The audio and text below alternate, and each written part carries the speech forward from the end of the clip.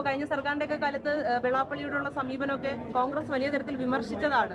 എന്നിട്ട് മിനിസ്റ്റർ ഇപ്പോൾ വെള്ളാപ്പള്ളിയെ സന്ദർശിച്ചത് എന്തിന്റെ അടിസ്ഥാനത്തിലാണ്? അല്ലെങ്കിൽ എല്ലാവർക്കും ലോക ക്ഷീരദിന ആശംസകൾ. മറുപടി ഇല്ലേ മിനിസ്റ്ററെ? രസകരമായിട്ട് മറുപടി പറഞ്ഞിരിക്കുകയാണ്.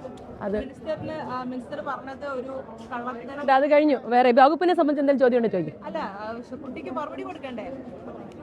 വകുപ്പ് സംബന്ധിച്ച് എന്തെങ്കിലും ഇന്ന് ലോക ക്ഷീരദിനമാണ്. ക്ഷീരദിനത്തോടനുബന്ധിച്ച് വകുപ്പ് സംബന്ധിച്ച് ചോദ്യങ്ങളുണ്ടെങ്കിൽ ആകാം, അല്ലെങ്കിൽ ഓക്കെ.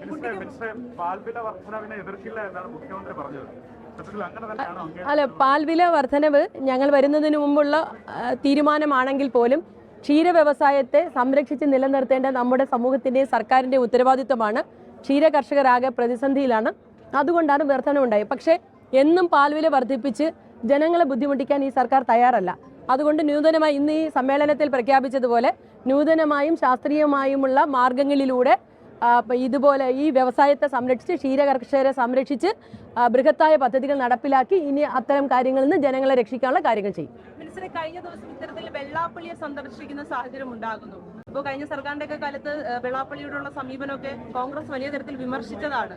എന്നിട്ട് മിനിസ്റ്റർ ഇപ്പോൾ വെള്ളാപ്പള്ളിയെ സന്ദർശിച്ചത് എന്തിന്റെ അടിസ്ഥാനത്തിലാണ്? അല്ലെങ്കിൽ എല്ലാവർക്കും ലോക ക്ഷീരദിന ആശംസകൾ. മറുപടി ഇല്ലേ മിനിസ്റ്ററെ?